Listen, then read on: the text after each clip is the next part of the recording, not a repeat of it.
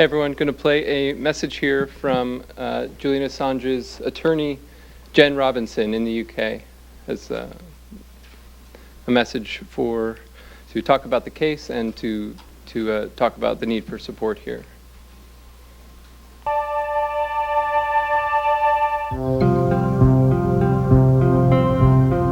The case against Julian Assange sets a dangerous precedent for journalists and editors everywhere.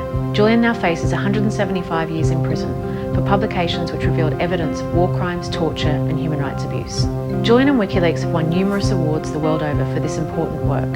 The material was published together with more than 100 media partners around the world, including The Guardian, The New York Times, Der Spiegel, Le Monde, El País, and so many others. For now, Julian is the only person who's facing prosecution for publishing this material. But as we've warned since 2010, this is a precedent that can and will be used against editors and journalists everywhere. In this case, the United States government is setting up a precedent whereby any journalist or editor anywhere in the world that publishes truthful information in the public interest about the United States could face extradition and prosecution in the United States. What does this say to other countries like China or Russia? How would we react if Saudi Arabia sought to extradite a British or American journalist to face prosecution in Saudi Arabia for having published information about Saudi Arabia? Already we're seeing Bolsonaro's Brazil using the case theory that the United States is using against Julian Assange to prosecute American journalist Glen. Who will be next? Julian is now in a high security prison here in London where I have to go to visit him.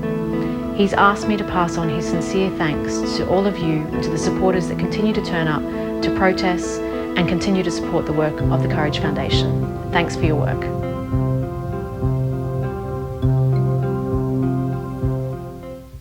Thank you all for attending this event. It's entitled The Prosecution of Julian Assange, His Right to Publish and Our Right to Know. This is one of a series of worldwide events in advance of the February 25th extradition hearings. They are being held in London, where the U.S. is seeking to bring Assange to this country to face charges of espionage for revealing U.S. war crimes linked to WikiLeaks by Chelsea Manning. On sale today is a book entitled In Defense of Julian Assange.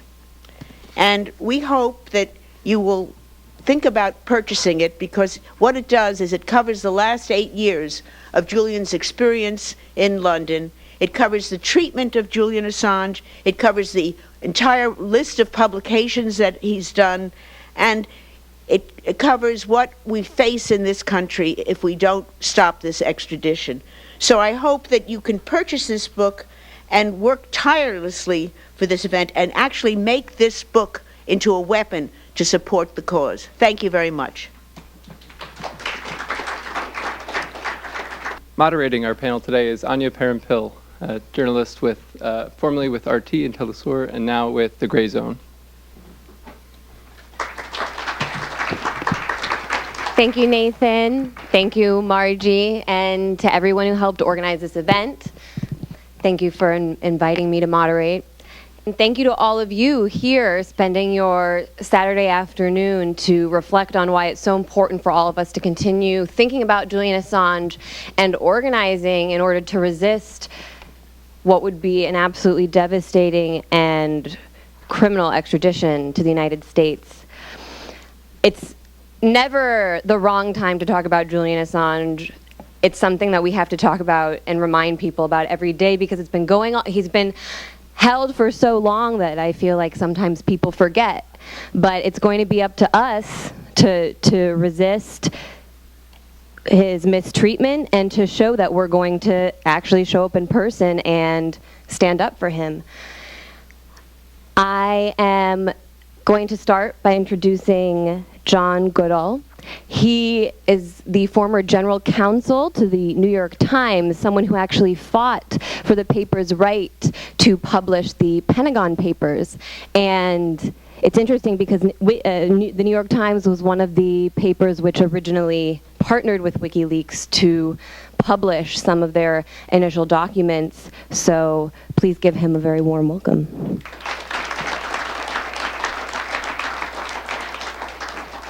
Well, You might say I'm a vestigial remain of the past, since, as you heard from my introduction, we start back in 1971 when I was the counsel to the New York Times with respect to the Pentagon Papers. But lo and behold, my life has come the full circle. And let me explain why. The case against Julian Assange is based on the Espionage Act. It's called 793E. The case against the New York Times was based on the Espionage Act, Section 793E. Both sections apply to each of those two events. The Espionage Act in that section says simply, if you have unauthorized access to information relating to the national defense, you can't communicate it to a person who is not entitled to receive it. I looked at 793E way back in 1971 when a lawyer working for me, meeting my demands for find the law on leaking, brought this back, and he said, I can't find anything. All I can find is 793E. And I said, I looked at it and I said, that doesn't apply. That's the stupidest statute I've ever seen in my life. It's vague, and guess what? It covers espionage. The Pentagon Papers aren't espionage, so please go back and find something else. He came back a second time and said, I can't find anything. And therefore, on the basis of that deep, thorough research, I advised the New York Times there was no statute that could prevent it from publishing the Pentagon Papers. And the only law that was applicable was the First Amendment. I was then 22. I was then 37, and my views did not have the same respect as, say, the former Attorney General of the United States, whose name was Herbert Brownell, who was the outside counsel for the New York Times, who, when asked the same question I asked my young associate, he said, you can't publish the Pentagon Papers, and if you do, you're all going to go to jail. When time came to ask said Herbert Brownell to represent the Times in court, the government had sued the Times for the publication of the Pentagon Papers, which, by the way, were just a plain old history of the Vietnam War, one anyone in this room could have written, but stamped secret. He said, I can't do it because I was Eisenhower's Attorney General, and I was responsible for the laws which classified the Pentagon Papers. So there we were without a counsel. It's not the story I'm supposed to tell here, but it's probably more interesting in a way. And we go into court, and guess what the government asked the court to do? It asked to stop the New York Times from publishing the Pentagon Papers under Section 793E. I told the team of lawyers, which I led at that time, that's just so much nonsense. And as the case went on, the first court that heard this argument said 793E does not apply to the publication of a document such as the Pentagon Papers. In other words, I was right. And so that case, as we all know, probably went to the Supreme Court, and the Supreme Court said under the First Amendment, because 793E had disappeared from the case, you can't stop a newspaper from publishing. So now how does that relate to Assange? This is the way I think of it. It's a coin. On one side is the Pentagon Papers case. That's known as civil litigation. The litigation aimed to stop the New York Times. The courts wouldn't let the New York Times stop. Case over. Civil litigation's over. Okay, now we get to the other side of the coin, That's where criminal action can take place. And that's what we have today with Julian Assange.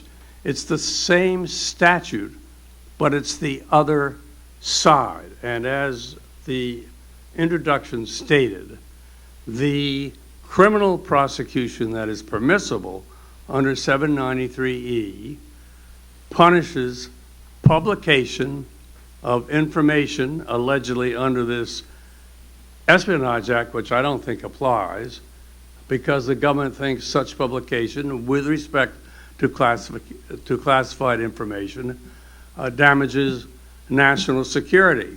Now, where did that all come from? 50 years ago, we had the same case generically, and the court tossed out the Espionage Act. Did the government have this idea 50 years ago that there could be a criminal prosecution like the prosecution we have today against Assange? The answer to that is yes. Immediately after the decision in the Supreme Court case came down, Attorney General Mitchell, do you remember him? Yes, he went to jail in the Watergate scandal. He got so excited he could hardly contain himself, and he directed his minions to prosecute the New York Times and to prosecute Neil Sheehan, who was the reporter to whom Daniel Ellsberg leaked the Pentagon Papers, under 793E for criminal violations of the statute. So Assange case, why it's the first time that's ever come to light, existed in theory 50 years ago. You may ask, what happened? The answer is, nothing happened. The grand jury convened. It was in Boston because Daniel Ellsberg lived in Boston at the time, and he had made the Pentagon Papers available to Neil Sheehan in Boston. And the grand jury sat for 3 or 4 months and never actually subpoenaed Neil Sheehan, but they subpoenaed everyone else who had a leftist view of life in Boston, led by Noam Chomsky. And it looked like they were going to come down with an indictment. And then one day, psst, it disappeared. Well, that was great for the New York Times, wasn't it? And it was great for all of us. Because the prosecution under that statute, whether it had taken place then or now, is extraordinarily damaging to all journalism and journalists. The reason being that when a Daniel Ellsberg leaks information and when Julian Assange leaks information, they can be criminally prosecuted for that leak, obtaining the leak, and publishing it. So as the introduction said, what this case is all about is the end, in certain respects, if the case is successful, of investigative journalism, of classified and other sensitive information. It's a case I have dreaded for 50 years. It's a case which we must all fight. Thank you.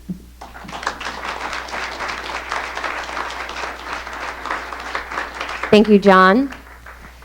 Not all of us can be lawyers, but we're very grateful and fortunate to have so many excellent legal minds in the movement who can help arm us with the more technical aspects of cases such as Julian's, especially at a time when everybody, it seems, loves to talk about a war on the press under the Trump administration, because he calls CNN fake news, without mentioning the fact that the Obama administration actually prosecuted more whistleblowers under the Espionage Act than any other presidents combined, all the other presidents combined. What does that tell us? There's a bipartisan feeling here of fear of revealing the criminal wrongdoing of our government. So on that note, we're going to hear a message now from Daniel Ellsberg, and he's joined by a special guest, Noam Chomsky, MIT professor. Could you draw a parallel between your experience as a whistleblower, the New York Times as a publisher, and today with WikiLeaks? Thanks to a memoir by Jim Goodale, the then counsel of the New York Times during the Pentagon Papers adjudication. The attempt to censor the press, actually the first time that there was an effort actually to a prior restraint that would have an injunction against the publication of anything, but in this case, the Pentagon Papers. He revealed that he had known at that time that Nixon, President Nixon, had impaneled a grand jury that was pursuing the prosecution of New York Times journalists like Niels Sheehan and Hedrick Smith. That was very little known up until quite recently. Most people don't know it yet. And apparently their lawyer at that time had told Goodale that he fully expected them to be indicted.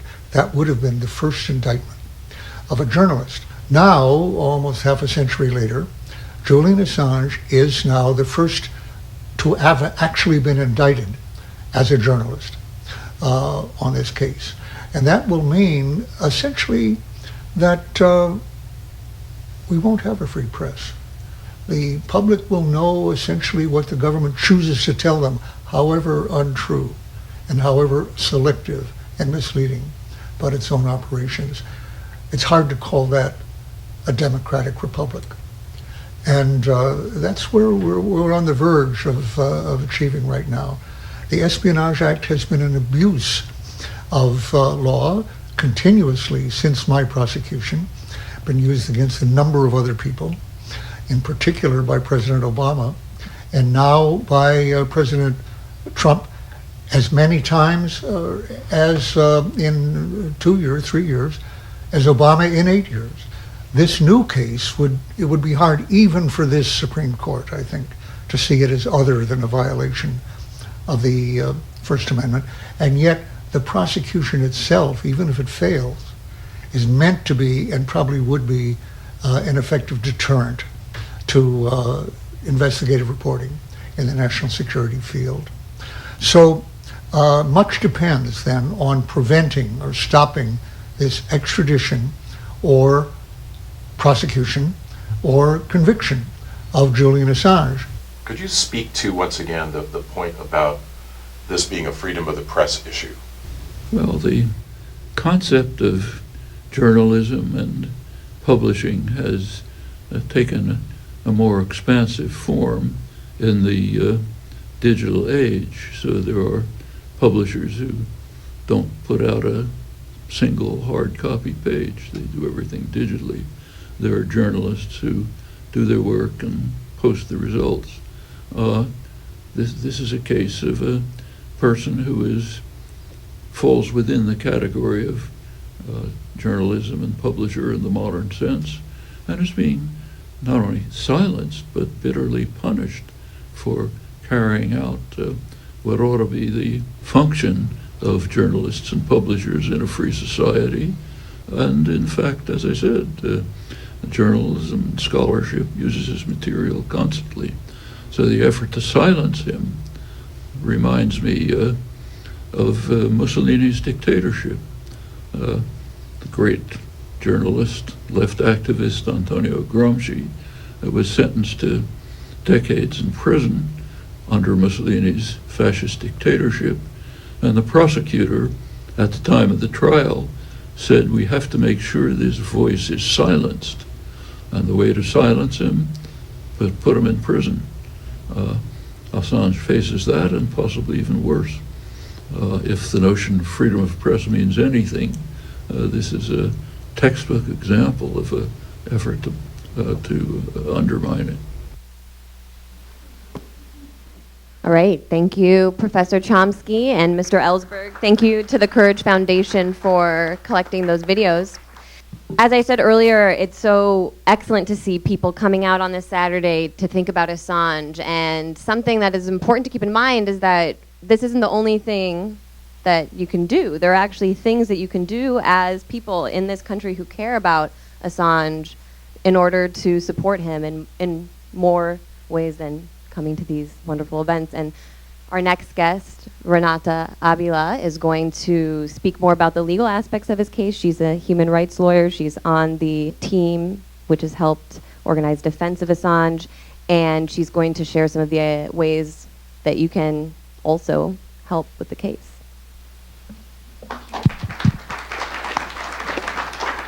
Thank you. We have heard a lot about the case, and I have decided that instead of focusing a lot on the charges, I will focus on the person. I think that I am in this very privileged position to share many insights and to tell you more about Julian as a person. And I think that the thing that speaks the best about someone is their work and what they have done and what they have achieved.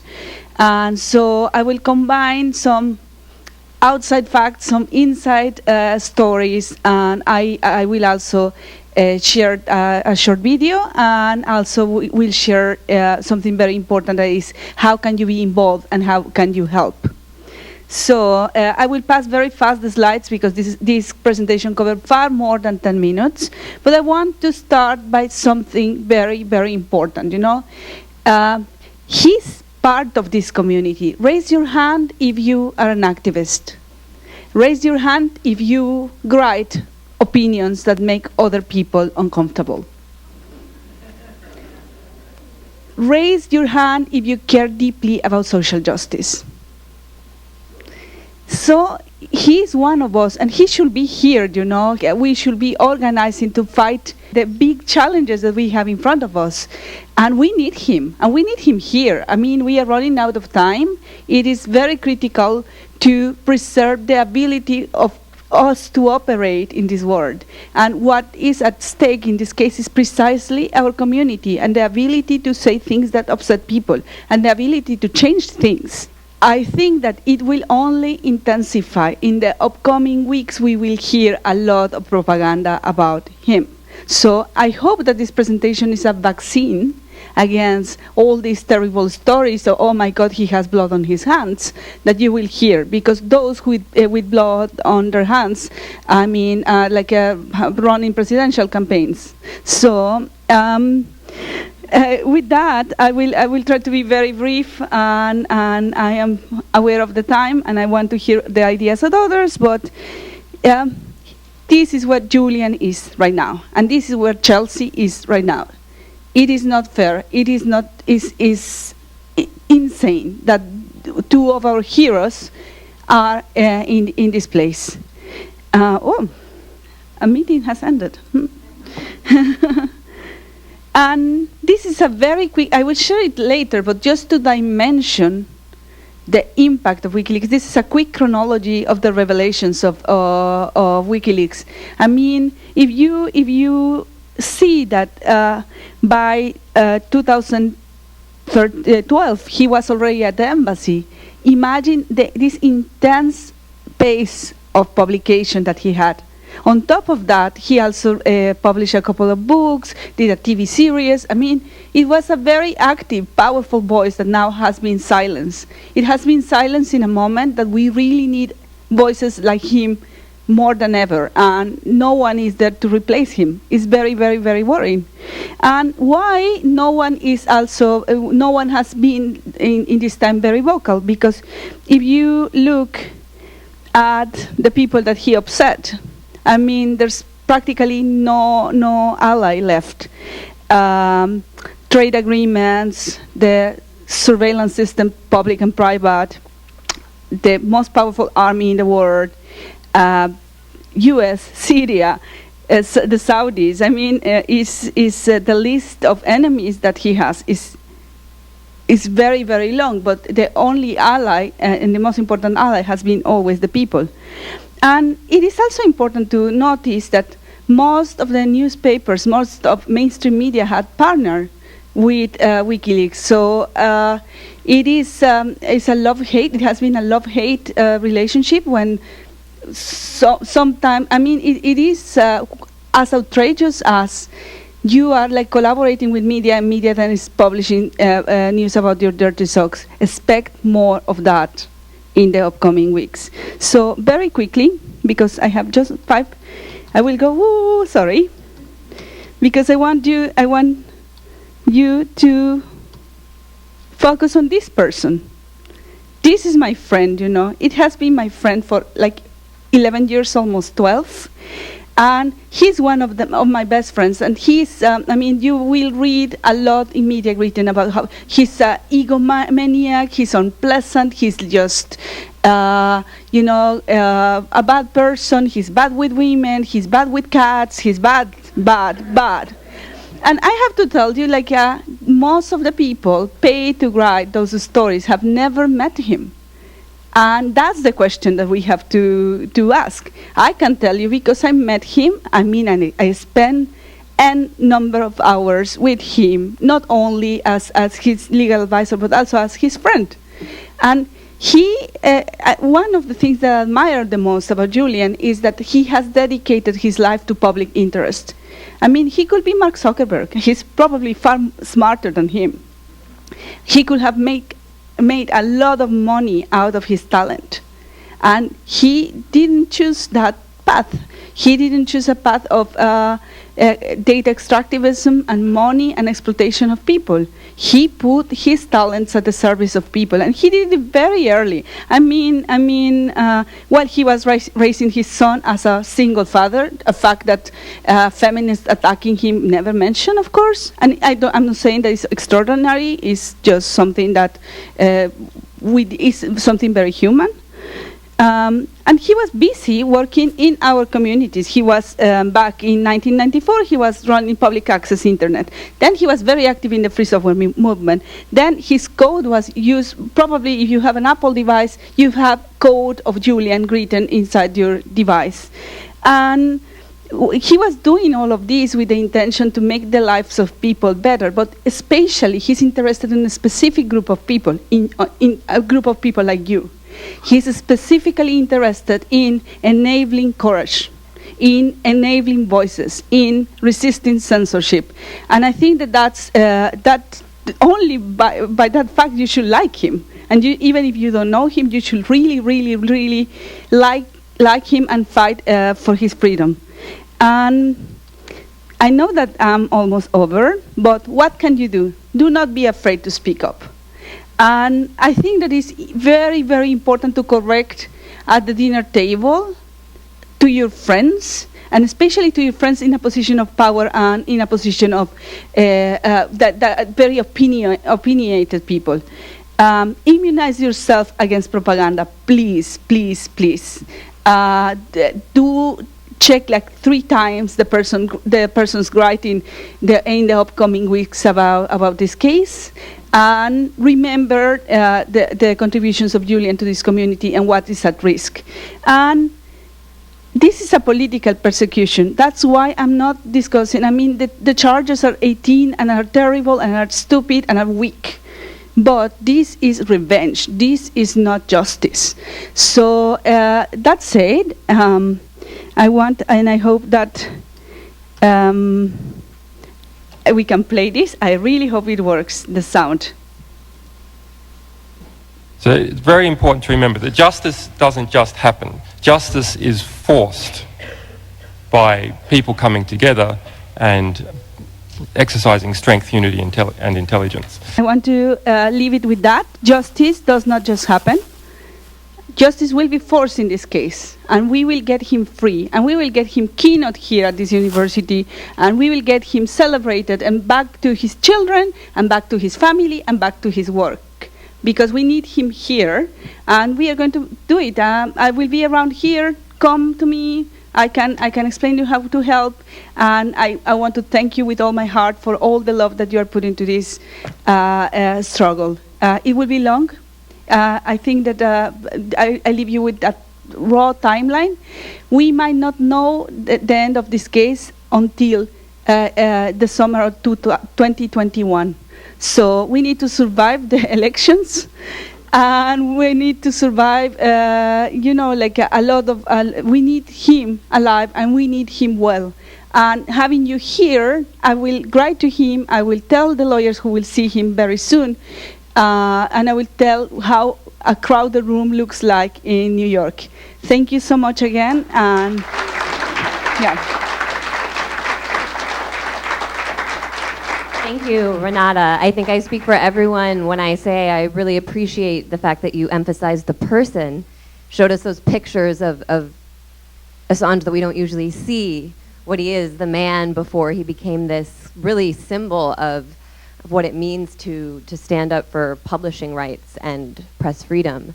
Because this really is about a fight for this man's life. We know that what Renata says about the US government being fixated on revenge is true, and that Assange would be at risk if he came to the United States. He would be at risk in a prison in the United States. I remember covering the case when I was at RT of CIA whistleblower Jeffrey Sterling.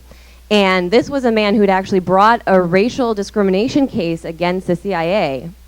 And then years later is prosecuted by the first black president and Attorney General, Eric Holder, Barack Obama and Eric Holder. And while Jeffrey Sterling was in prison, I did segments interviewing his wife where he was being denied medical care. He had a heart condition, and she was terrified that her husband could die in prison. Thankfully, Jeffrey is out now, but that's what's at stake here. We know what the US government is about.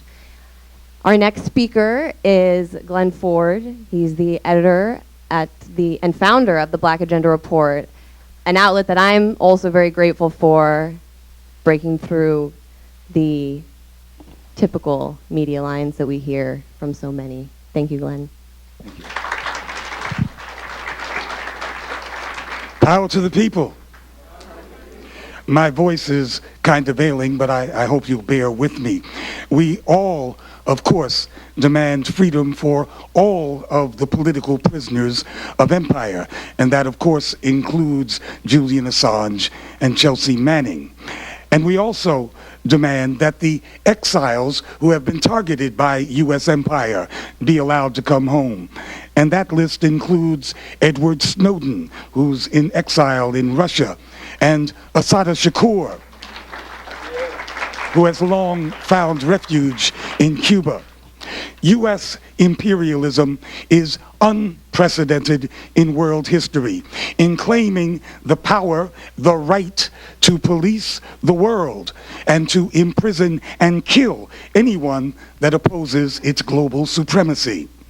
Its imperial mission is to erase everyone else's national sovereignty, everyone else's but its own, and to criminalize and demonize all resistance.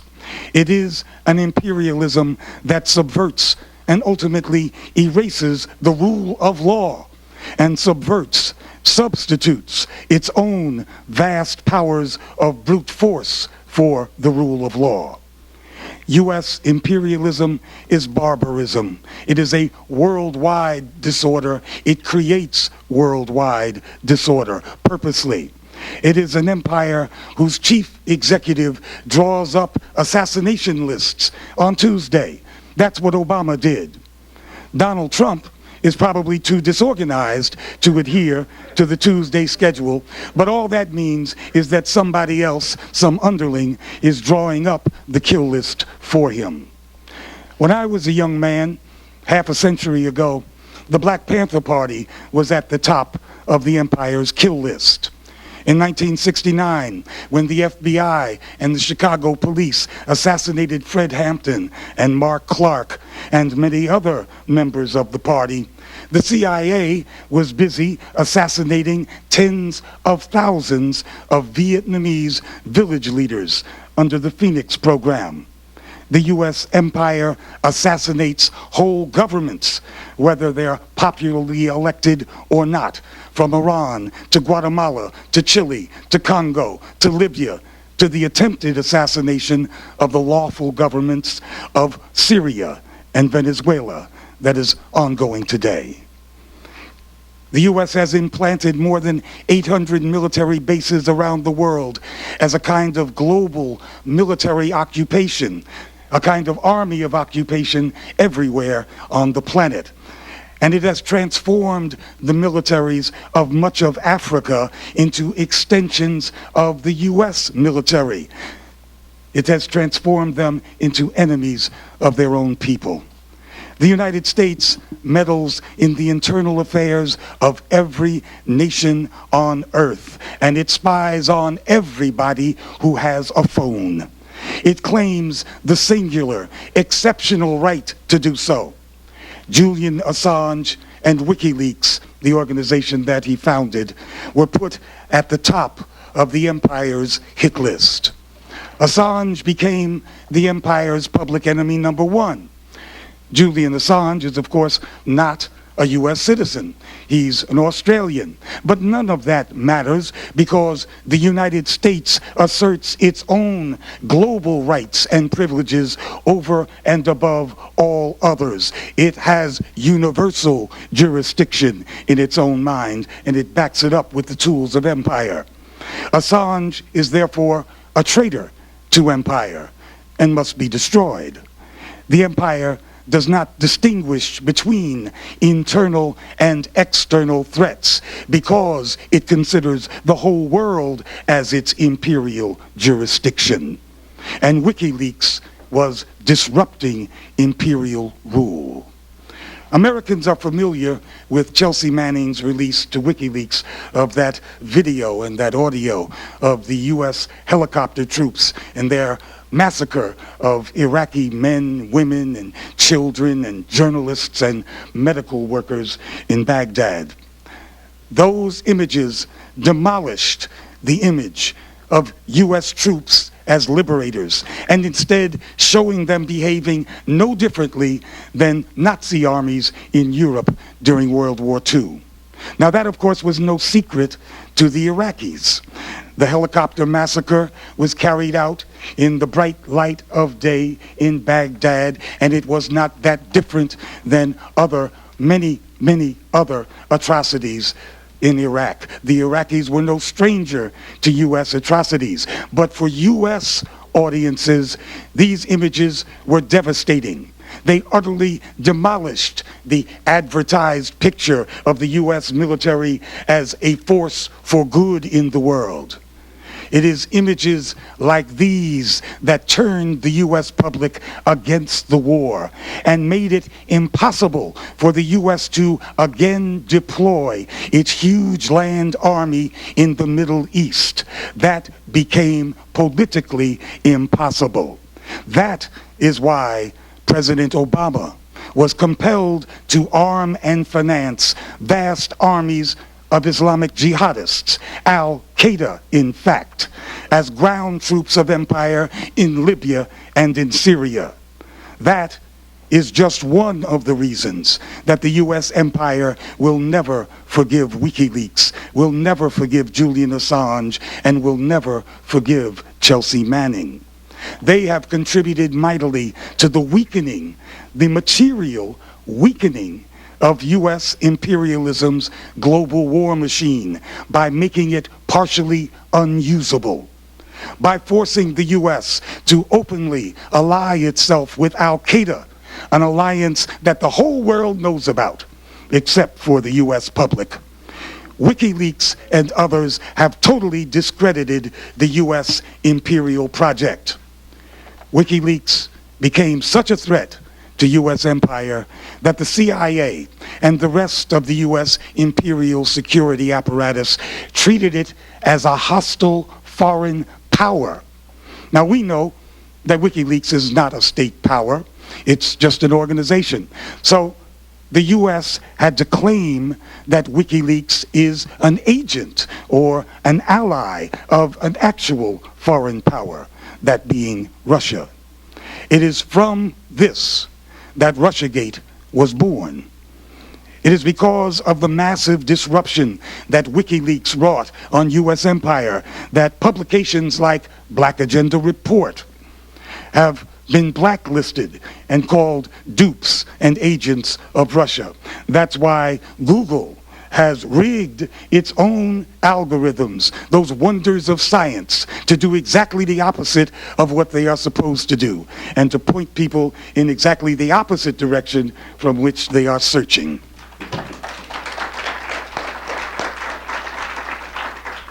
WikiLeaks has done a great deal to tear the narrative of American exceptionalism to shreds. That's why Julian Assange is a political prisoner in Belmarsh.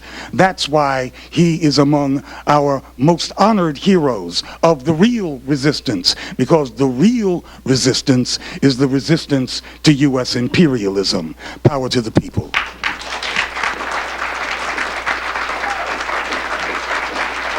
Thank you, Glenn.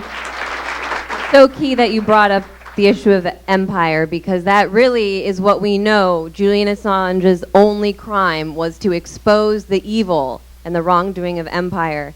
And actually, someone who wasn't a journalist when WikiLeaks first came to be and we learned about the State Department cables, I remember, and you probably remember too, that Tunisia set off the Arab Spring. And at the time, even mainstream corporate media outlets were dubbing it the first WikiLeaks revolution, because for years, for 23 years, Ben Ali had ruled in Tunisia, and the people knew that his family were benefiting and doing dirty deals behind the scenes and had this special relationship with the United States. It was an open secret, but once WikiLeaks actually published cables showing the U.S. State Department referring to his family, as though they were a mafia controlling Tunisia, and showing that his wife was profiting off of building schools and issues like that in Tunisia, it actually armed the people with the information they needed to change their government. And that's part of why I said, wow, I want to be a journalist. If doing something like publishing information can have that effect, then I think it's why a lot of us do what we do. And Glenn, we're also at the gray zone, one of those blacklisted Russian propaganda outlets, so solidarity. Speaking of the gray zone, Max Blumenthal, our editor and founder, is our next speaker. Max and I work together at the gray zone, and always, whenever we're working on reporting about Latin America or all over the world, still turn to WikiLeaks documents. To this day, constantly find relevant information and are so grateful and indebted to the work of Julian Assange. So I'm sure Max will be speaking more about that.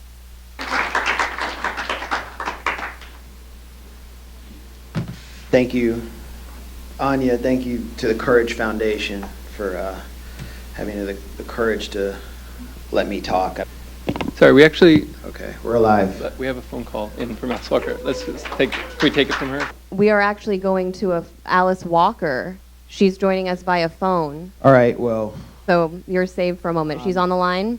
2014, me and Alice Walker were on the Simon Wiesenthal Foundation's list of top global anti-Semites, and she was ahead of me on that list for showing solidarity with Palestine, so I got to give her the floor now. Unfortunately, she could not join us via video, but we're very fortunate to have her words. We think live from Mexico. Alice Walker, can you hear us? I can hear you very well. Great, all right.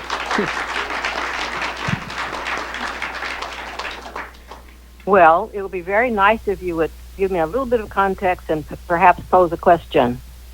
Sure, so we've been talking about Julian Assange the person and Julian Assange the prisoner, and the indictment that he faces, and what that might mean for journalists and others practitioners under the First Amendment. And so can you just talk about the prosecution of Julian Assange and what that means in a kind of a wider context? What are the implications for the rest of us?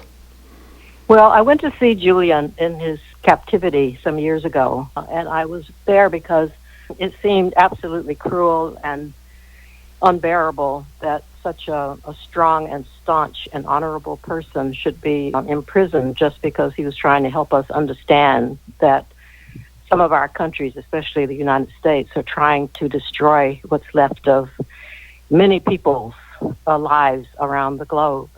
I've always been very much impressed with his courage, with his generosity, actually with his own life force. This is someone who has given up so many of the pleasures that we enjoy who are not incarcerated. Time with his children, with his family, with his father. So I very much feel that. And I felt that when I saw him in the Ecuadorian embassy in London. He's also quite prickly.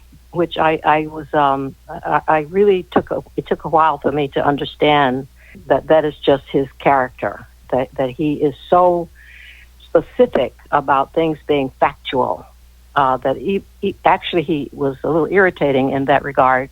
But I think what I finally took from that was that this is someone who really wants the absolute fact.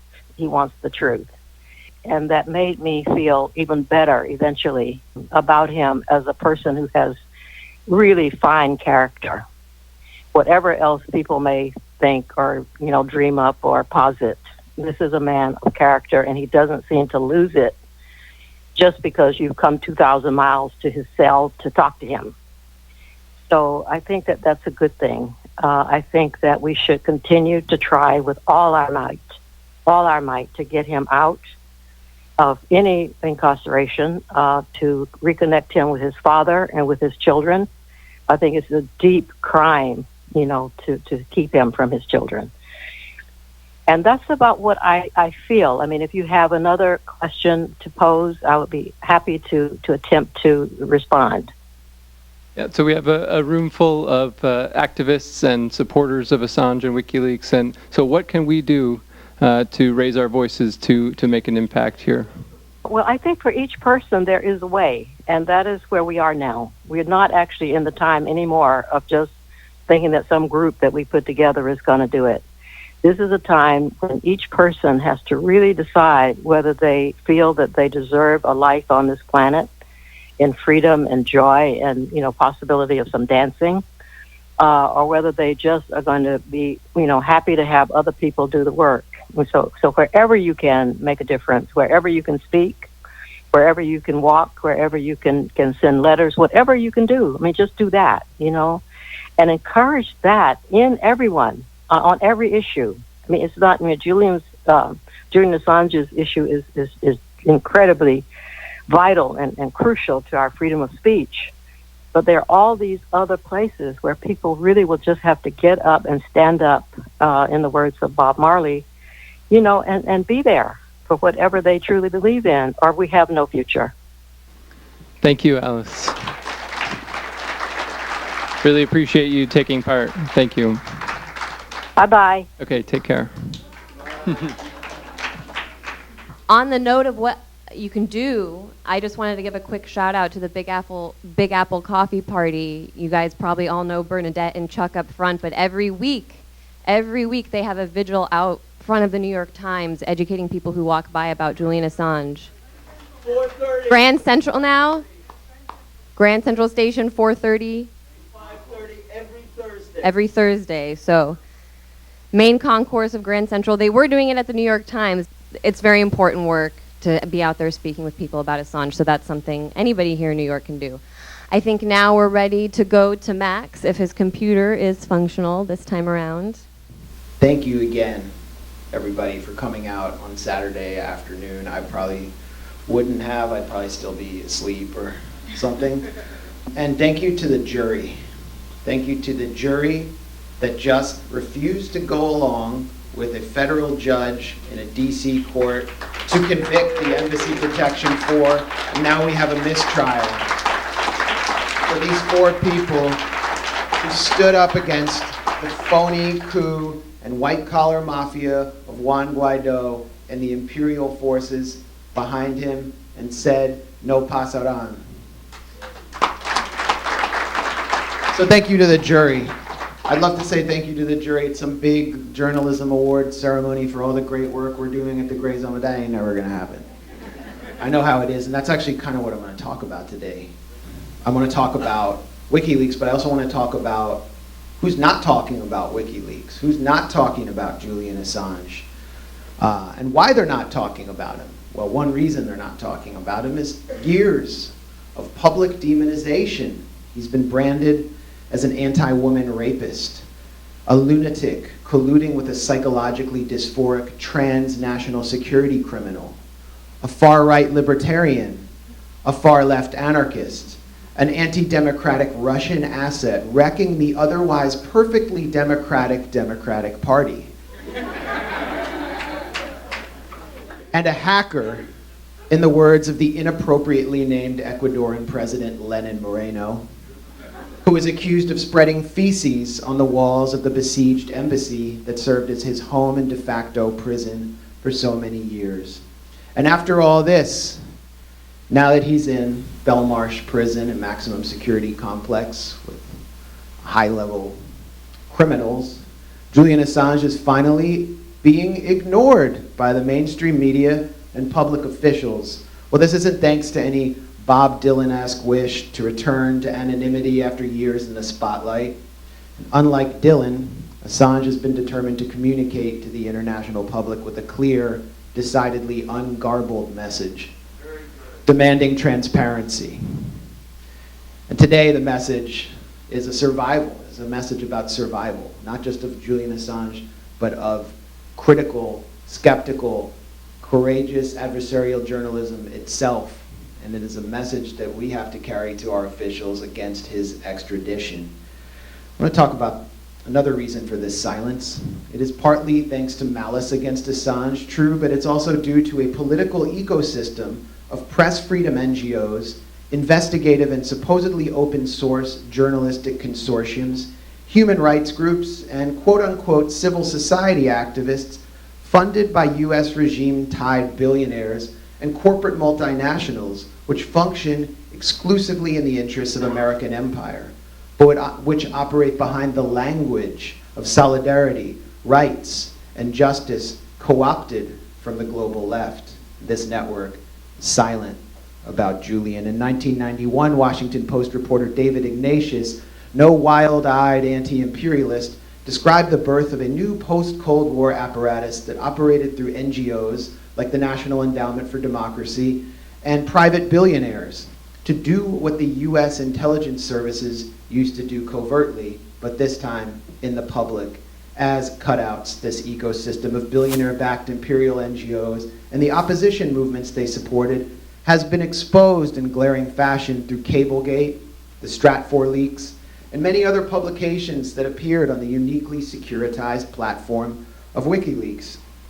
And today, this ecosystem that I'm describing, this imperial ecosystem, they want you to know about authoritarianism in Russia, authoritarianism in China, Nicaragua, in Venezuela, whoever's targeted for regime change, but not in the West, where we're defending the rules-based post-Cold War international order by sending Border Patrol tactical teams into sanctuary cities, building the wall, and sanctioning the huddled masses on the other side into oblivion, when we're not removing their governments through coups innocuously described as color revolutions. They want you to know about millions and millions of Uyghurs in concentration camps in China, the blood of hundreds of journalists spattered all over the designer shirt of the richest man in the world, Vladimir Putin, and the babies dying in chigger-infested Venezuelan incubators while Nicolas Maduro samples delectable slabs of steak sliced by Salt Bae. But with a few notable exceptions, they don't want you to hear about Julian Assange. This ecosystem draws its resources from the endlessly growing fortunes of Silicon Valley billionaires regarded by many as altruistic liberals. I'll name a few now. Craig Newmark, the Craigslist founder, who almost single-handedly destroyed alternative print media by depriving it of its main source of revenue in classified advertising. So by the early 2000s, if you wanted to procure a used George Foreman grill or a massage with release, you went to Craigslist, not the Village Voice or its print counterparts, which you could pick up for free in any newspaper box. Now Newmark is building up a new media after tearing down the old one. He has his name on a journalism school down the street, I think at the New School. He's funding an assortment of media fact-checking organizations like Pointer. He's funding press freedom outfits like the Committee to Protect Journalists, which I'll talk about in detail, the Alliance for Securing Democracy, an ironically named Russiagate media censorship outfit that recently falsely smeared the Gray Zone as a state-backed media account. He's also funding Mother Jones in the name of waging an information war against Russia, with $1 million to Mother Jones, who rolls in her grave. Newmark is joined by eBay founder Pierre Omidyar, who funds many of the same organizations in an eye-popping array of new media outfits that have become repositories for mysteriously obtained leaks and supposedly open source journalism that provides fuel to the engine of regime change. One of them is the International Consortium for Investigative Journalists, which recently published the China leaks to support the case for sanctions based on the notion that Beijing is imprisoning millions of Uyghurs based on their ethnicity in concentration camps. Can't go into detail with the time I have about that, but Omidyar is best known as the founder of The Intercept, an adversarial branded media organization that owned the Snowden NSA files.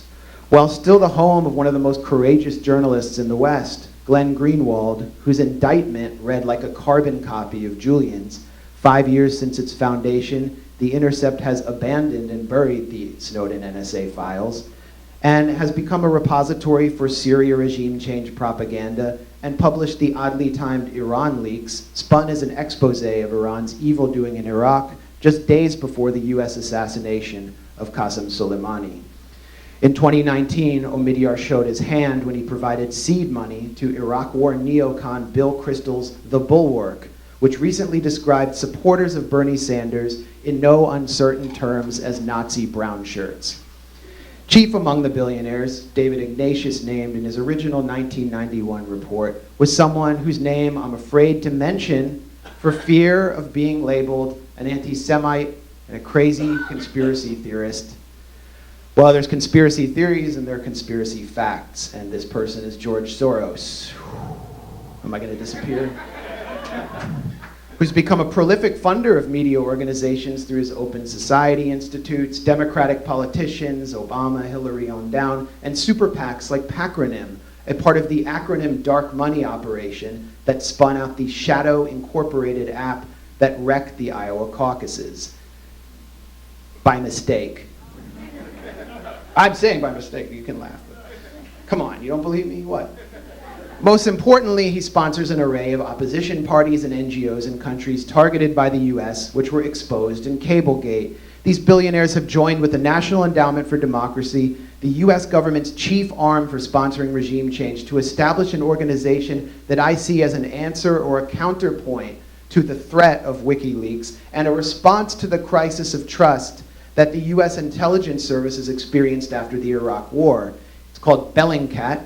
There's a collection of supposedly open source digital detectives led by noted video game expert Elliot Higgins, who has labeled Assange Noel Edmonds with Botox and a dye job, and said that Ecuador, through its partnership with the CIA, cut out UC Global to surveil Assange, was merely spying on Julian Assange's wanking schedule.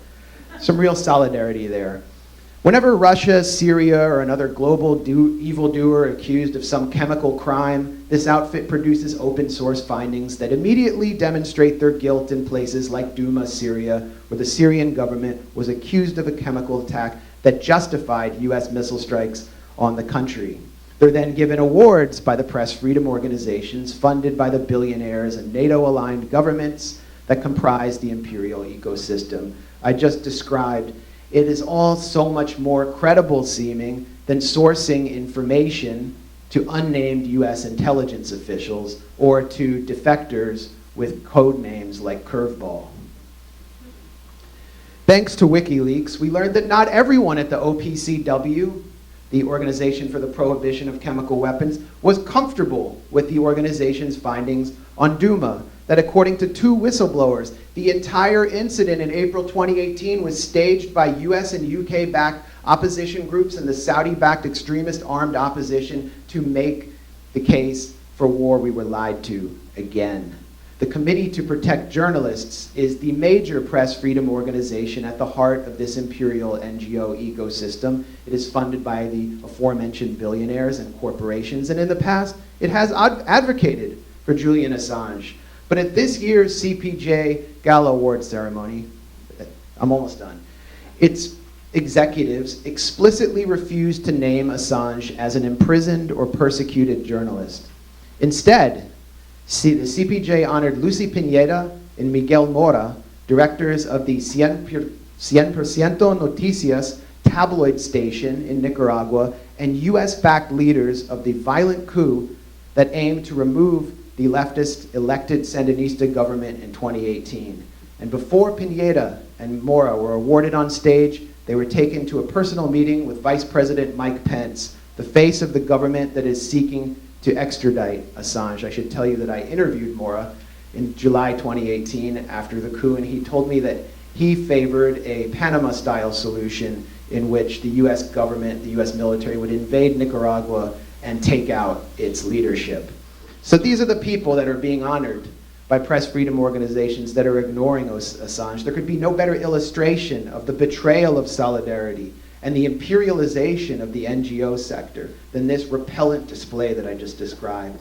When we look at the lay of the civil society landscape in the West, we see a bleak field of co-opted outfits, but we also see, and I see right now, a mass of people, especially young people, who are increasingly skeptical of the official story, who are disenchanted with the status quo, disgusted with the corporate media, and who are mobilizing to establish new networks of organic solidarity and alternative publishing platforms like the Black Agenda Report, Consortium News, Mint Press, and The Gray Zone, which seek to embody the spirit of Julian Assange and WikiLeaks. And we also must look at the Courage Foundation as a perfect example of this new organic network of solidarity. This movement is cohering behind Bernie Sanders and his presidential campaign, and this movement must apply pressure on Sanders, as it did on the issue of Palestine, to guarantee his opposition to Julian's extradition. That is a mission for everyone in this room. And it's a mission for everyone in this room to call out Pete Buttigieg, who said that he was uncomfortable about Obama giving clemency to Chelsea Manning. That is unacceptable and undemocratic. And while we fight for Julian and against his opposition, we must not forget about Joshua Hammond, who gave us the Stratfor leaks, and who's Jeremy Hammond. I'll get to why I messed up that name. Who gave us the Stratfor leaks and whose prison sentence has been unjustly extended, and Joshua Schultz, the CIA whistleblower, who gave us the Vault 7 leaks, which provide the basis for Julian's indictment. I want to leave you, I'm being told to stop, I want to leave you with a quote by an OPCW official who is not one of the whistleblowers. We received an email, Aaron Mate at the Gray Zone received an email from this official that was leaked to us. And this official explained why they could not speak out about the lie and deception that took place in Duma. I fear those behind the crimes that have been perpetrated in the name of humanity and democracy, the official confided. They will not hesitate to do harm to me and my family. They've done worse many times, even in the UK. Even in the UK, he's referring to a prior record. I don't want to expose myself and my family to their violence and revenge. I don't want to live in fear of crossing the street. This was a fear that Julian Assange did not share. And it's why he is in Belmarsh and why the US is seeking to extradite him. That's why. So don't be afraid. We must not be afraid. We can't share that fear. We have to speak out. Thank you.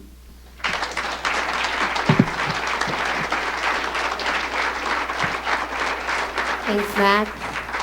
I'm sure, hopefully we can hear some of the other information during the Q&A session and from all guests. We'll have a chance to open it up to the floor for you guys to ask questions, make comments that are on your mind. But first, we have another video that we'd like to share from, once again, Noam Chomsky, professor at MIT. This is a special interview. Did you conduct this interview, Nathan? Somebody in LA did, but we The Courage Foundation produced this interview, and Chomsky made it specially for this event. So, without any further ado, what is your hope for Julian Assange? Hope? My hope is that the British government has the integrity to release him from prison and put aside any further requests for extradition. My second hope is that the population of the United States will understand what's happening, rise up, and prevent the administration from calling for extradition. This is plainly a political prosecution. As I said, he's not being charged by the Trump administration with releasing information that harmed Hillary Clinton. In fact, they openly cheered that. So he's not being charged with that. He's being charged with releasing information that the government doesn't want the population to see. Is that a political? How could you have a clearer criterion of what's a political crime at a rather trivial level, in fact, when you see what's involved? But putting all that aside, it just doesn't matter. If the extradition treaty said to the British government, do whatever you're told by the White House, it would still be improper.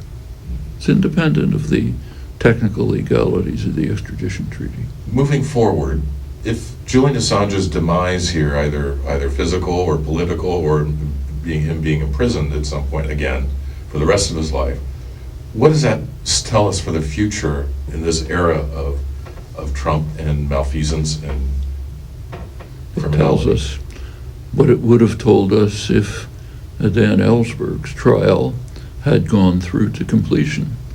Remember, he was on trial for probably a life sentence, and the trial happened to be stopped by another Nixon crime. What happened was that Nixon tried to bribe the judge, and the judge therefore called a mistrial. Otherwise, Ellsberg would probably be in jail. And what would that tell us? It tells us we live in a very repressive society with an authoritarian streak in which the government has the power to prevent the population from knowing things that the government doesn't like. This would be the same. The main thing is that the technicalities really don't matter. I mean, the basic issue is clear and simple. Here is somebody who undertook to release to the general public information that the public should know, and he has already been very harshly punished for that. He is now at this moment being punished in the conditions of the high security system.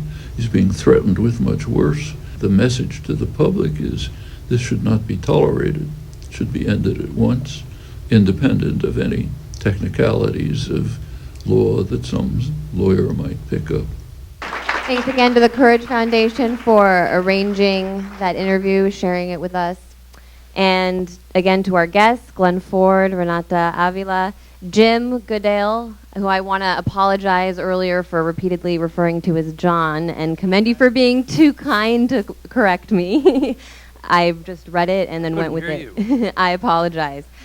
And Max Blumenthal. Now, if any of you guys have questions, we would like to open up the floor. We're going to have a mic right there so people can line up.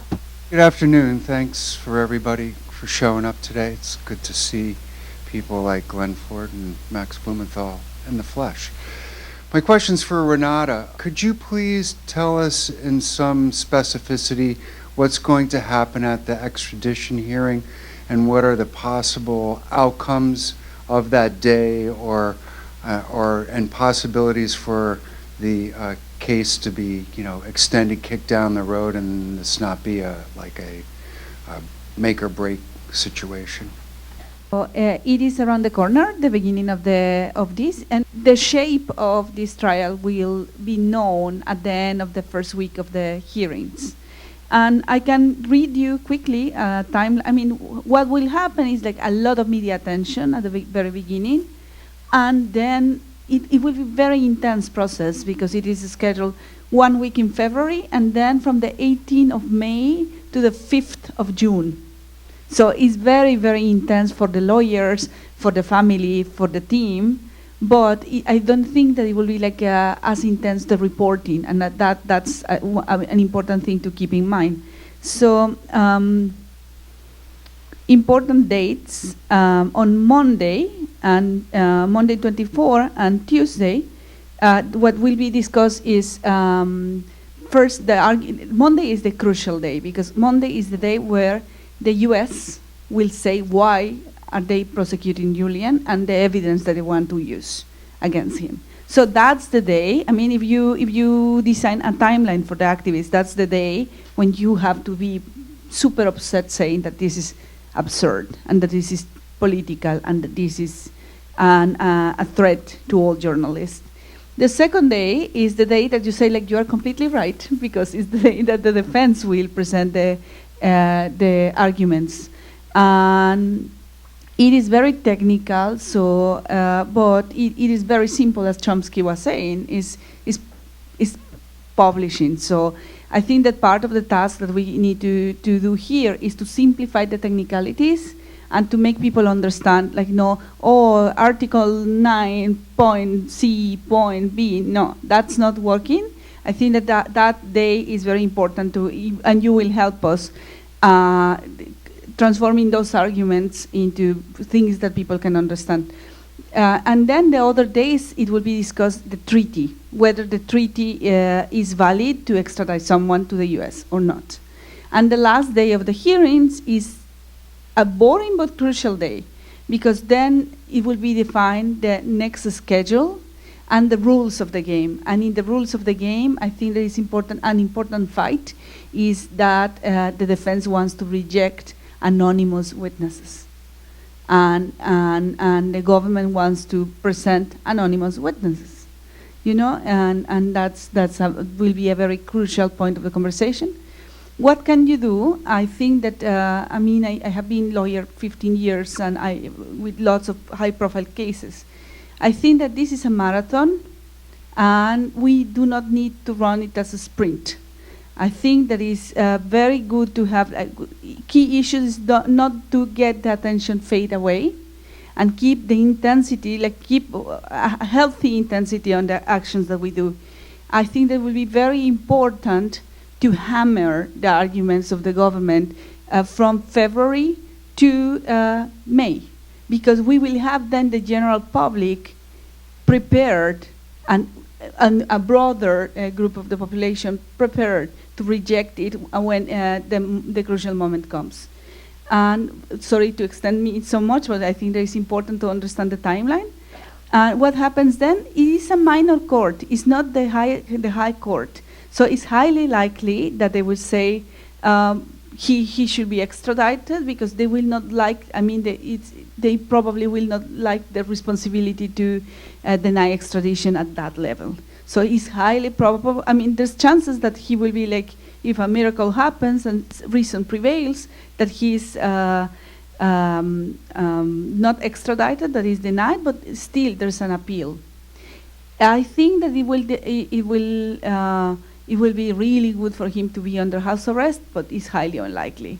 So what happens next is wait for the verdict of the court, and then highly likely appeal the verdict of the court, and then it will be like a higher court, and that's the big fight. And once that happens, next summer, that it will depend on the, you know, like it's sad, because in the case of Julian, things that need to happen to take long are quick, and things that need to happen quickly take forever because of technicalities. So it is, if you read the arbitrary detention decision by the UN, you will see it drives you crazy. If something if something has discretionary time, it will take 1 year.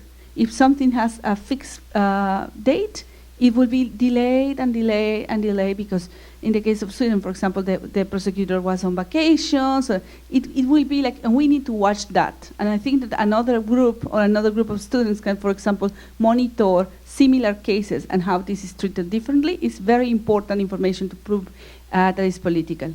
And that said, highly likely, like the end, if it goes like this on the minimum time, will be summer 2021 with the appeal. Without the appeal, will be summer this year. Okay, just one last quick clarification on the timeline. I know, but if he is found innocent in May, will he be released on appeal, or will he stay in jail? Highly likely will stay in jail. I mean, because of risk of going away. But then diplomacy plays a role, and we need to pressure Australia. We really need to pressure Australia to negotiate there. That will be the window of negotiations, diplomatic negotiations, not political negotiations. But that's the other pressure point that we haven't exercised quite strongly.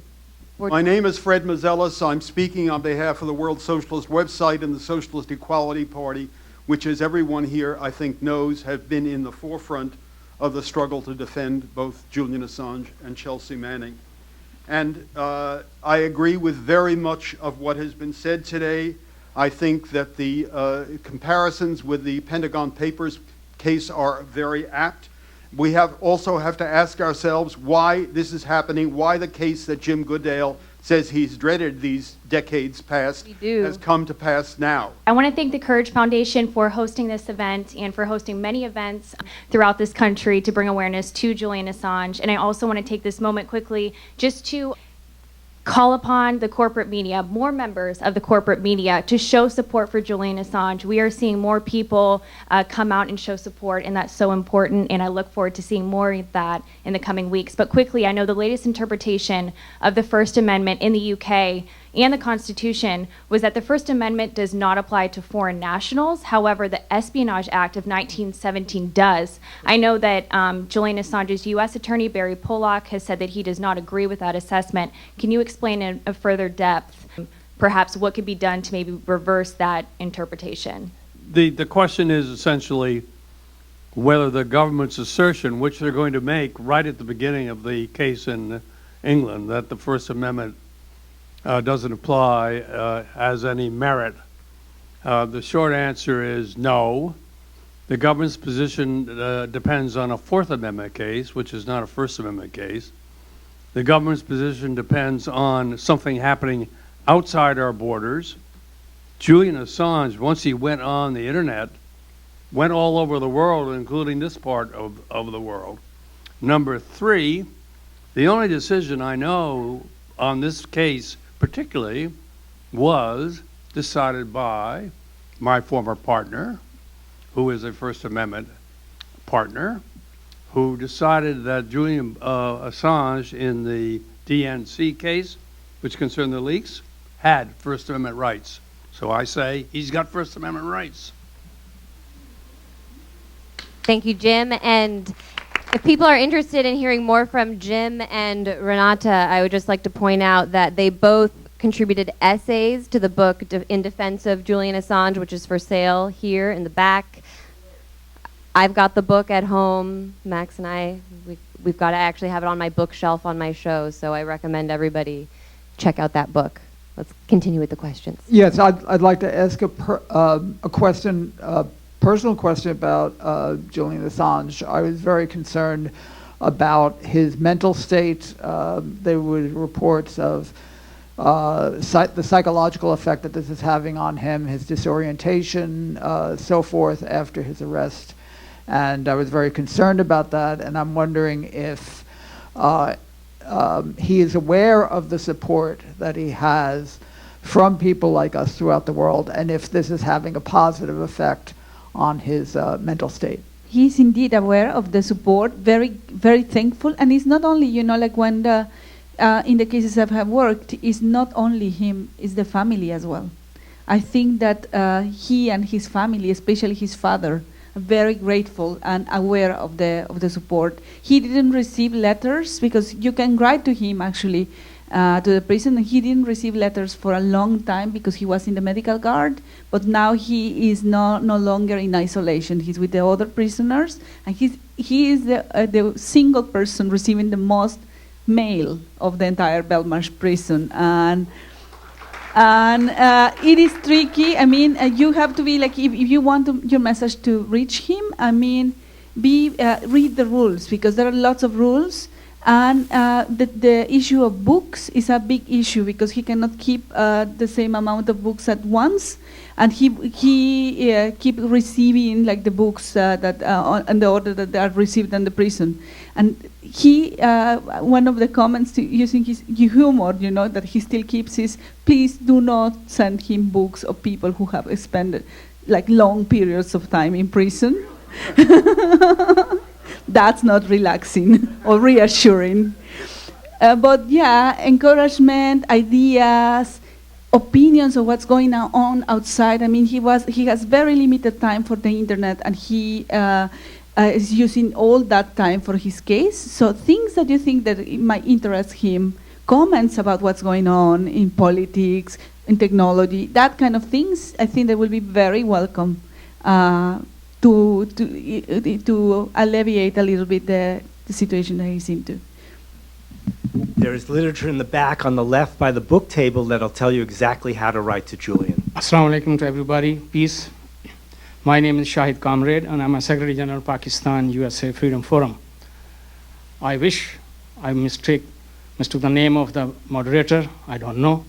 But I'm going to ask Mr. Goodale that how you feel the future of the freedom of speech in this world when the so-called European superpowers and the BBC owners, British people, and our country, United States, what you see the activists, what's the message?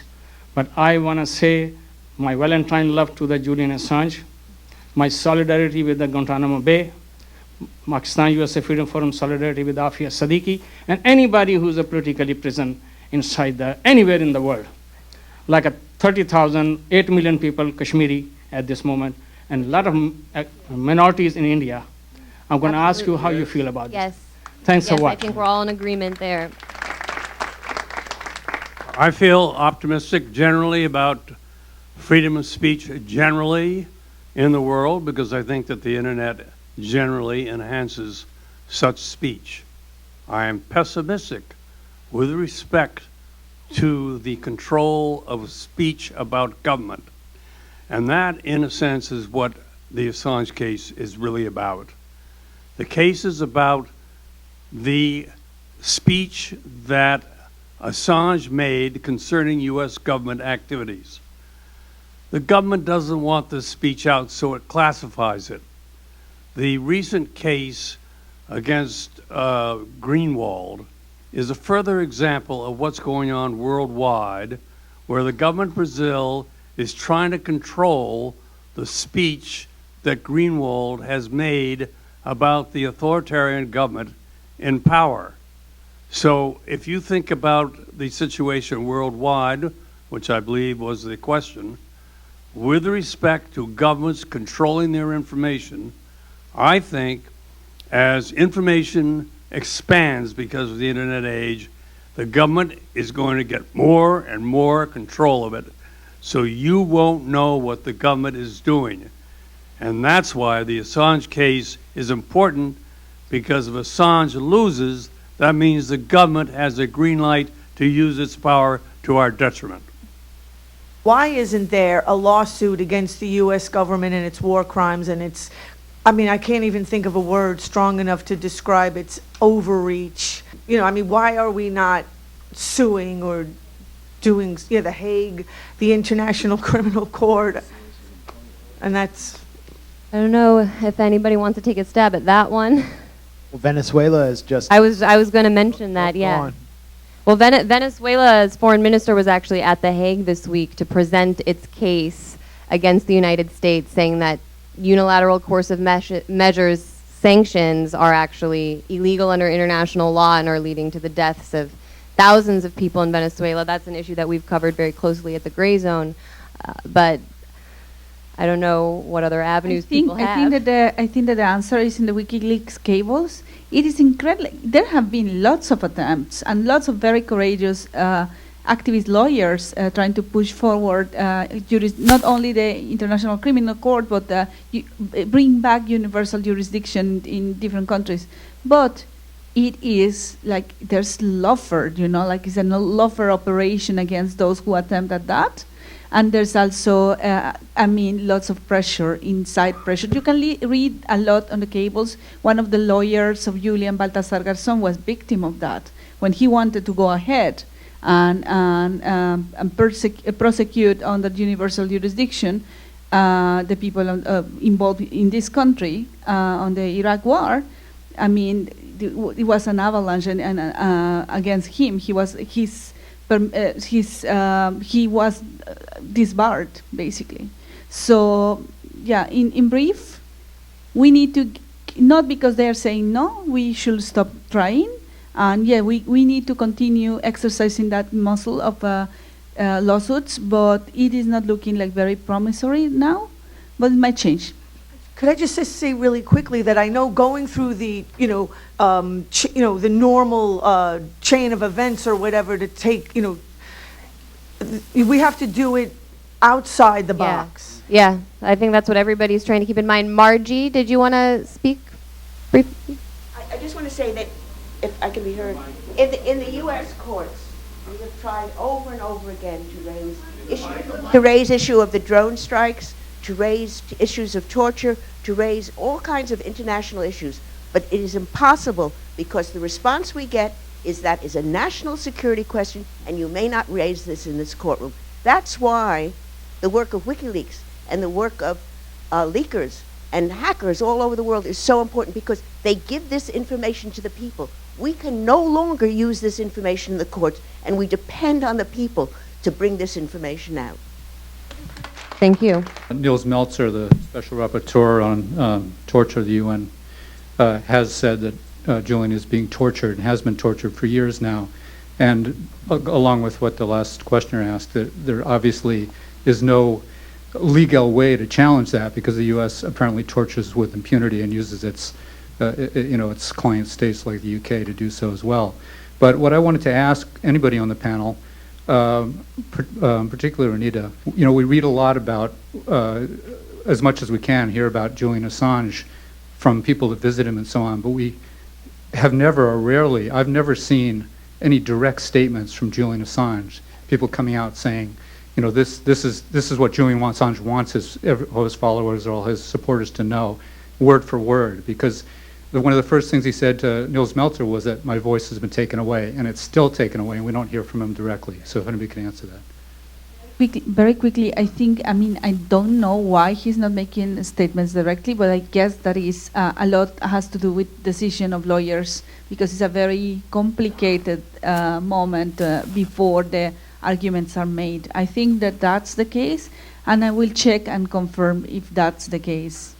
But he has contact with people at least now, and I don't know. That's the answer. But I guess that it is a personal decision, and it's a decision of the lawyers as well. If Julian Assange is extradited to the United States, it would seem that it would be an de facto conviction.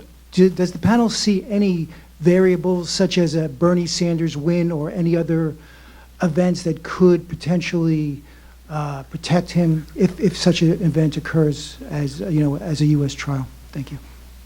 Would Glenn or Max like to take a stab at that? Glenn?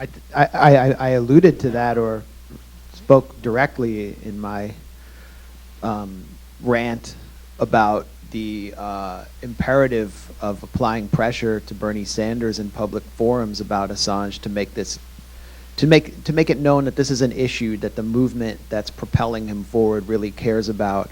And I think he has listened.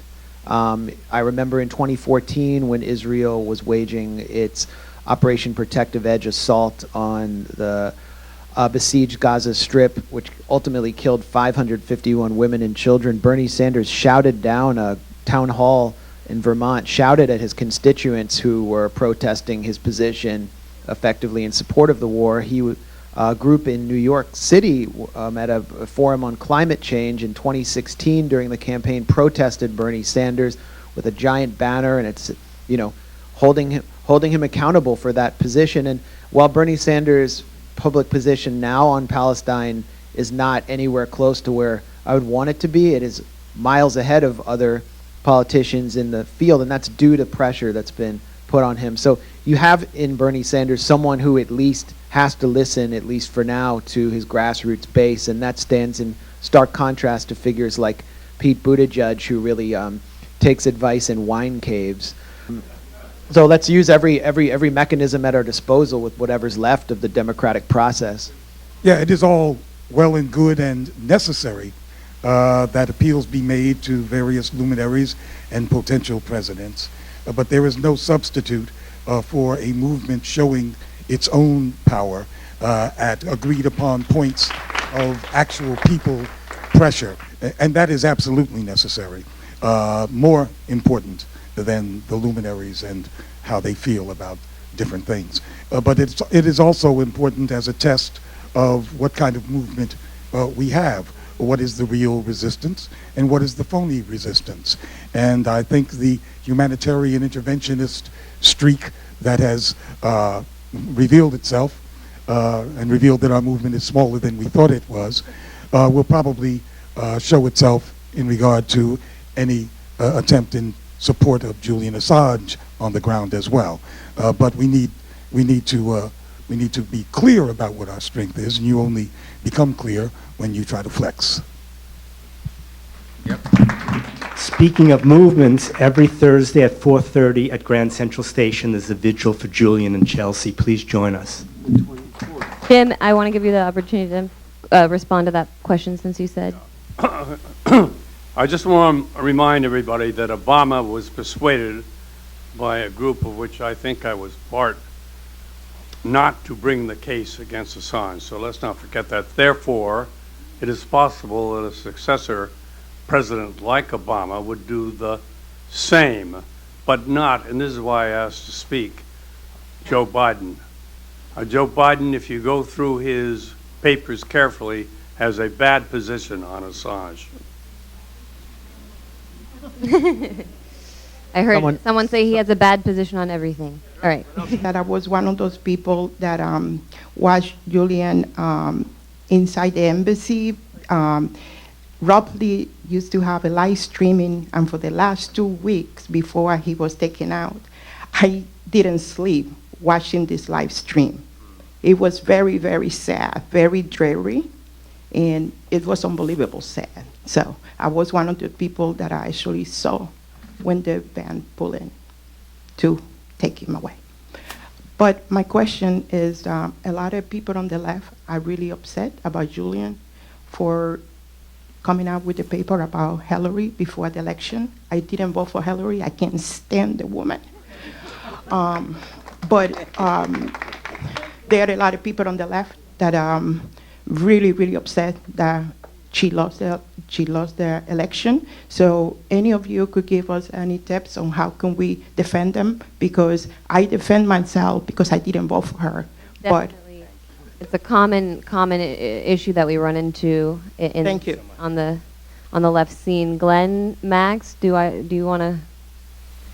Either of you? Oh yeah, you got my mic. Well, that's a phony left. Any left that does not move on principle because of their love for Hillary Clinton has no principles that we can identify. I'm mostly focused on what was happening in the world in terms of what WikiLeaks was doing in order to not get to that moment in 2016 when it all became about the Democratic Party and their loss of the election to Trump and tarring Julian Assange as a Russian dupe, which preceded, of course, this election, then became a Russian Trump dupe, and then infects all of the discourse in totally unexpected ways in the midst of a real split in the ruling class.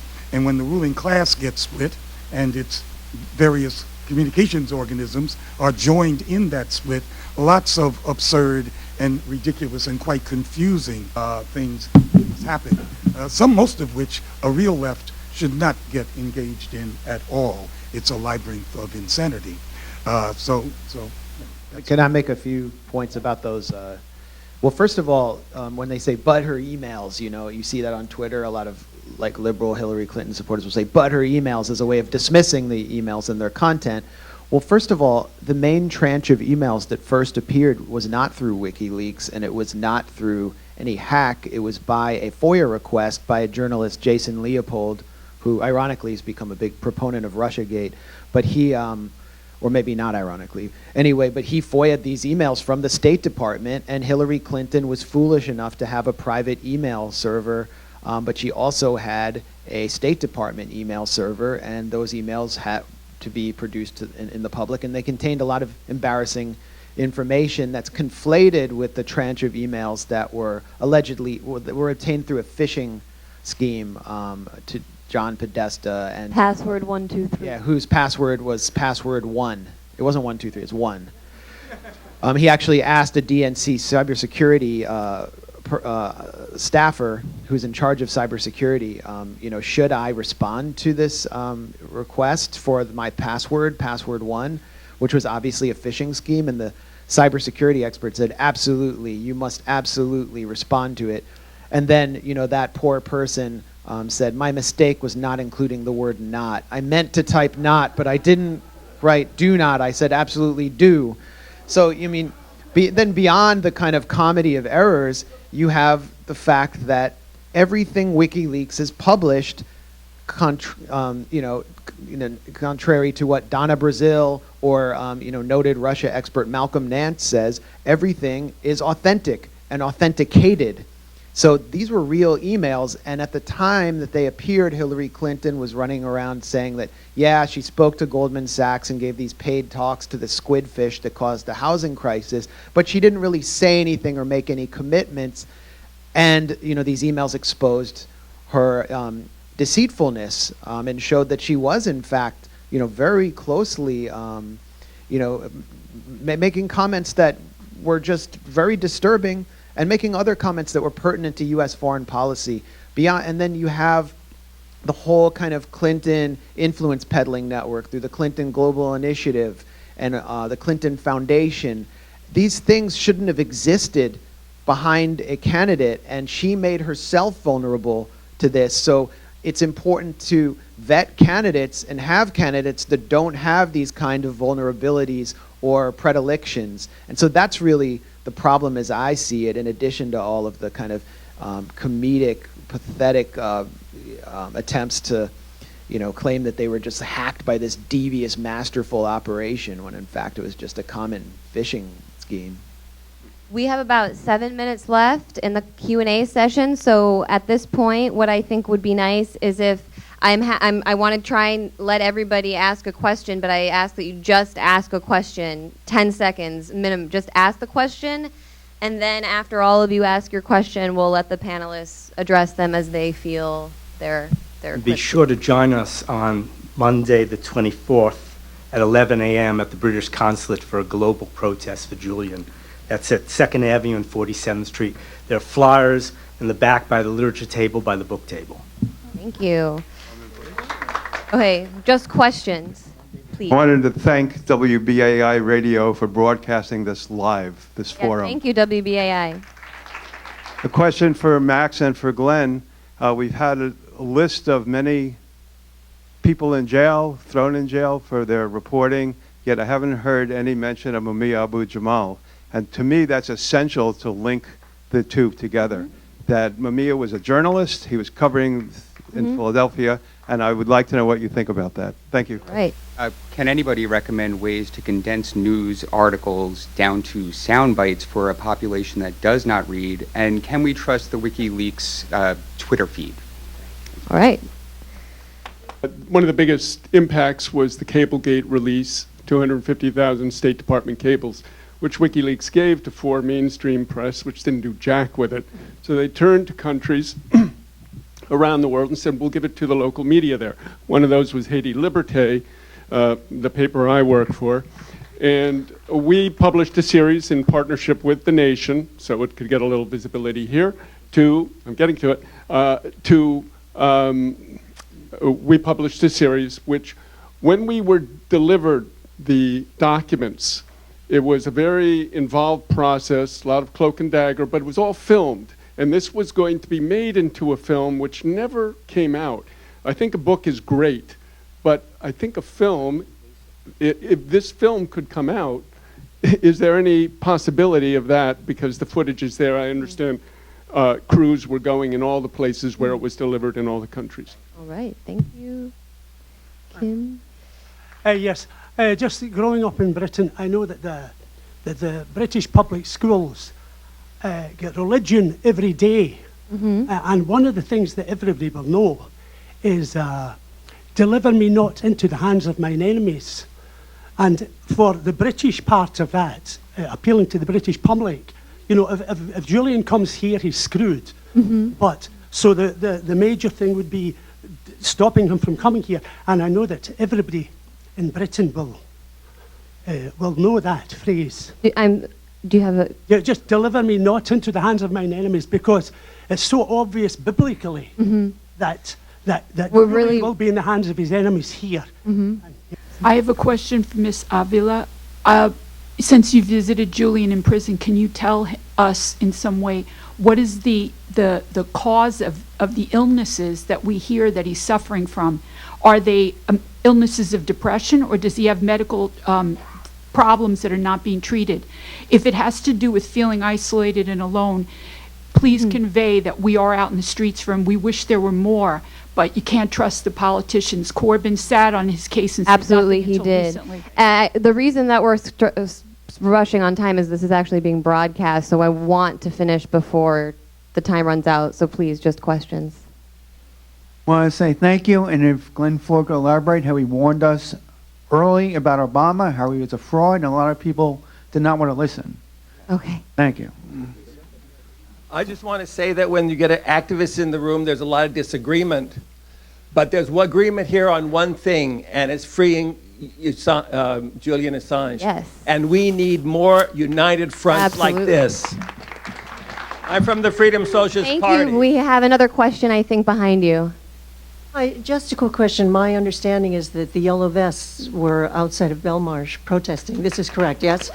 All we're talking about today, and I think what is most important, is freeing Julian Assange, and he's in big trouble. And so the thing is that, like the yellow vests, I think we need to organize, and I trust me if I'm wrong, but I didn't see on WikiLeaks or in the Courage Foundation website that the yellow vests were there. Organizing for Julian Assange, I think is crucial to get that word. And there were prisoners as well, I believe, that organized within Belmarsh for him. So that's our questions. I want to just let each guest, or one by one, rapid fire, so that we... I can start with the last one. And together with the WikiLeaks, is that verified, is that reliable source of information? Yes, Courage Foundation and WikiLeaks accounts are valid, and you can trust it. Important, I mean, it's a small team, and it's really constrained of resources, and it's dealing with a lot of things. So be patient. If you don't see, become the voice of WikiLeaks and become the voice of Courage, because it will be like an intense period of time. On the condensed version of Courage Foundation and WikiLeaks, the Defense Committee will be producing briefs.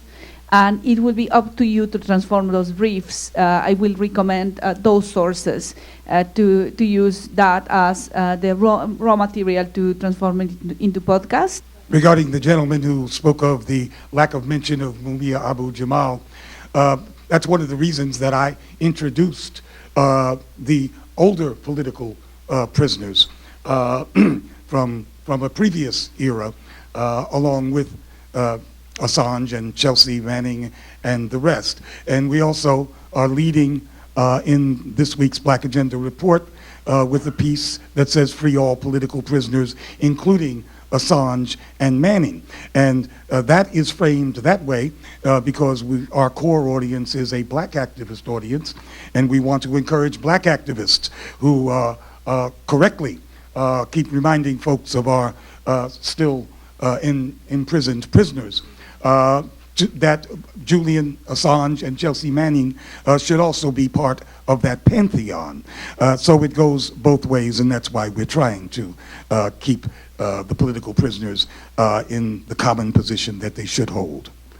We haven't talked about the hacking allegation against Julian today, and I have a piece that came out today or yesterday or tomorrow or something like that in the Columbia Journalism Review, which tries to say that the hacking charge is a bunch of baloney. So if you want to go read that, you can. Try to make 3 points in 1 minute. Number one, and we'll be hopefully putting up a piece today, if I can get to edit it, at thegrayzone.com, on the case that Renata mentioned yesterday on Randy Credico's Live on the Fly podcast about Anna Sakoulis, the CIA spy who was entered the UK without the British government actually asking her to register as a CIA spy with their intelligence services, who killed a 19-year-old British citizen in a road accident, escaped to the U.S., and the U.S. is refusing to extradite her. And the British government, like the poodle of the U.S. that it is not seeking this extradition. It is a very painful incident for British people, and they're seeing their government betray them and betray an innocent teenager, Harry Dunn. And so we should bring this case up in the context of Assange to show how extradition really works. Point number 2, if Mike Bloomberg becomes the nominee, we need a yellow vest movement.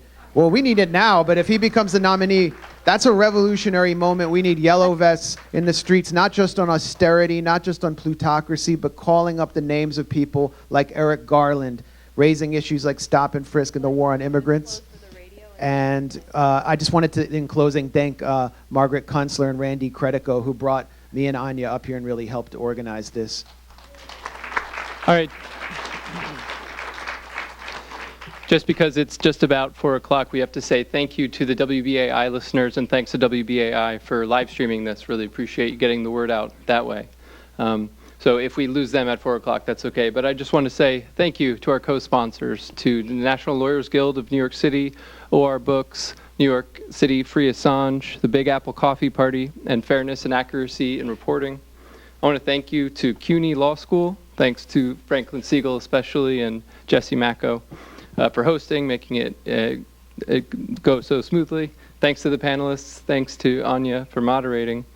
I want to thank Robert Corsini, who himself traveled out to Noam Chomsky and Dan Ellsberg to film those interviews. We could only play clips to get in the full show, but we're going to post those full interviews online. So we post those at defend.wikileaks.org. Courage Foundation hosts the Legal Defense Fund and tries to raise awareness about Assange and the case. So his extradition hearing begins in just over a week, February 24th in London. It's the crucible moment, the Rubicon for press freedom. And so support for Assange and his legal team are kind of more important than ever. So if you want to join the effort, come to defend.wikileaks.org. Check out In Defense of Julian Assange, the book in the back there. And sign up for a newsletter, donate, do whatever you can. And I just want to thank you all for coming out. I really appreciate it. There'll be coffee and drinks right outside, so stick around. If people would like to hear the last 2 points that Renata, I mean, the reason we rushed through for the radio was just so that we could, obey the time limit. But if you want to make those, I'm sure people would be happy to hear the 2 last legal points that you had, because it seemed like a lot of people were interested in the legal side of this. I had already unplugged my brain, but I'm back.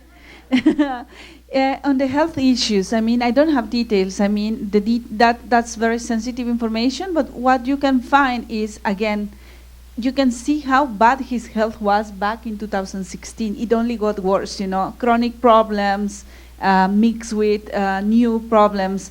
I had the opportunity to see one journalist from Azerbaijan who was 1 year in an embassy, in the Swiss embassy in Azerbaijan. I was, because of Courage Foundation, we, Husseinov, I think that was the last name.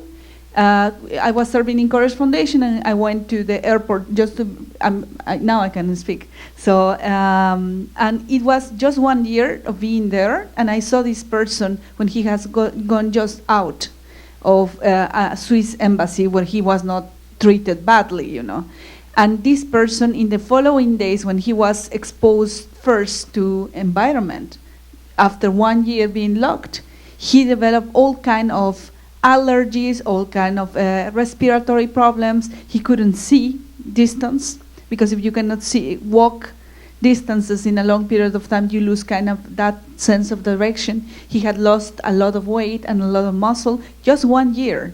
Julian spent 7 years there. You can dimension the damage that he suffered and also the reactions of his body to being exposed. I don't have the information, but I can just share with you this experience that I had with this person and the psychological process as well. The appeal to British people, I think that we need to appeal to a broader, not only to the Corbyn people, we need to appeal to broader and use different arguments. An important argument that is effective in the UK is sovereignty. Because, Brexit. Okay, a lot of Brexit, but you are like surrounding and on your knees. I think that to the British people can be effective argument. Not that we share it, but it is effective for the case of Julian. And just that. Thank you. I think it was really important to hear about the health conditions, because this is very scary what Julian's already facing, and we know, again, as we mentioned, if he is sent here, it will not get any better. I just want to tell you that this book is fantastic. It includes the indictment. It includes a rebuttal of every smear that has ever been asserted against Julian. It has many, many important articles written by the people sitting here and people who are concerned all over the world. And it is ammunition for you to talk to people about Julian Assange. And it is very important that we get this out. So please, if you can, buy this book, buy more than one copy and give it away, because it's critical to advancing the freedom of Julian. Thanks, everyone. Thank you to the guests, Glen Ford, Renata Avila, Jim Goodale, and Max Blumenthal. Thank you to the Courage Foundation. Thank you to all of you. I hope you leave this event thinking about some of the things you can do. Randy Credico, honorable shout out. Where's Bianca? Bianca. It wouldn't be complete without a Bianca showing, no event.